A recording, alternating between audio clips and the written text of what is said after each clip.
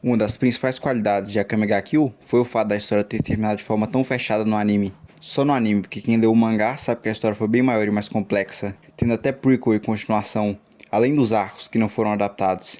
No meio disso, temos muitas e muitas coisas que você provavelmente não sabe. Pensando nisso, eu decidi fazer esse iceberg de Akame ga Kill. Mas antes, como todo mundo já deve saber, um vídeo de iceberg sempre começa com as curiosidades mais conhecidas e pouco a pouco vai falando os segredos mais obscuros da obra.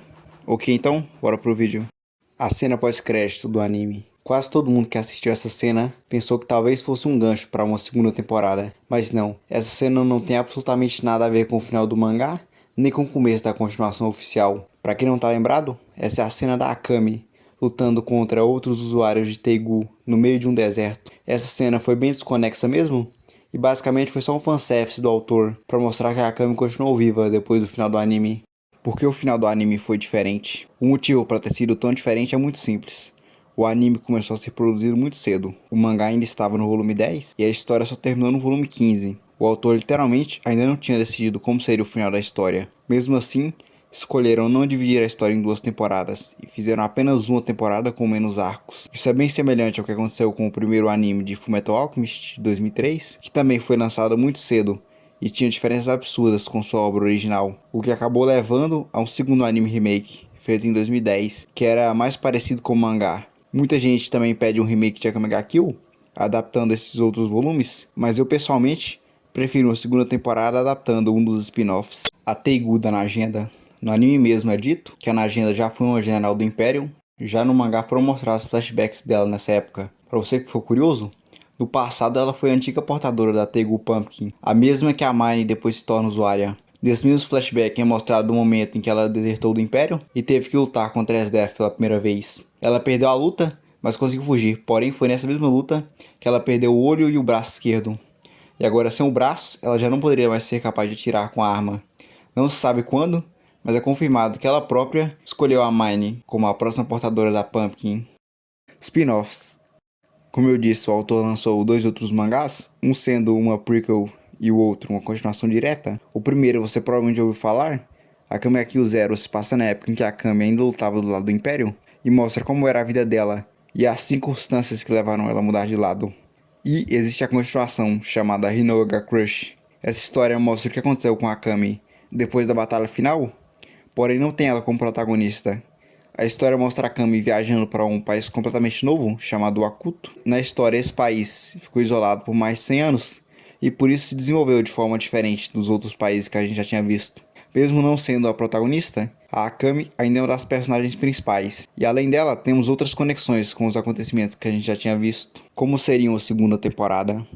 Mesmo a continuação sendo Hinoa, caso houvesse uma segunda temporada, provavelmente escolheriam adaptar Akame ga Kill Zero. Eu digo isso porque mesmo Hinoa tendo a participação da Akame, a história principal não é focada nela, é focada em uma nova protagonista que vive em um lugar completamente diferente. Além do mais importante, essa continuação não fez tanto sucesso. Diferente do Akame ga Kill Zero, que por ter sido lançado ao mesmo tempo que o anime, ficou bem mais conhecido. Isso junto com o fato de ter a Akame como protagonista e se passar no mesmo império que a gente já conheceu. E o principal, se a história estivesse passando no passado, poderiam mostrar mais sobre personagens da Night Raid que morreram bem cedo na história principal. Honest é canibal. Isso não é muito bem um segredo, mas só para quem leu o mangá. Na batalha final do Honest contra a Leone, ele diz diretamente que é um canibal, dizendo que adoraria devorá-la, além de confirmar que ele já tinha comido outras pessoas antes. Nessa mesma cena, ele também confirma que para obter o poder foi ele mesmo que matou o antigo imperador e sua esposa, assim facilitando que ele manipulasse o novo imperador. Momentos como esse deixam o Honest muito mais maléfico no mangá.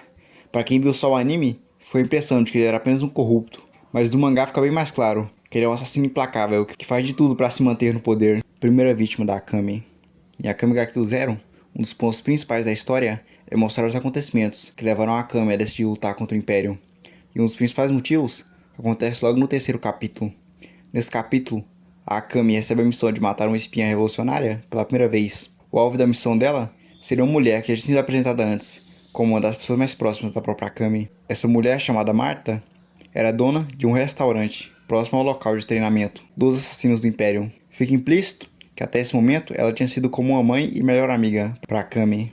Porém, rapidamente é revelado que na verdade ela era uma serva do Império, que foi designada para ser a primeira vítima da Akame. Isso é revelado apenas pra gente, e a Akame só descobriria isso mais tarde. A verdade é que, com o intuito de ajudar no treinamento dos assassinos, o Império havia criado uma cidade falsa, em que as pessoas fingiam viver normalmente e enganavam os assassinos em treinamento. Tatsumi Dragão.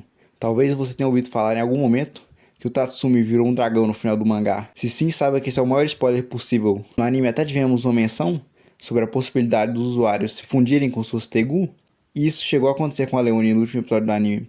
Porém, é no mangá que isso é bem mais explorado.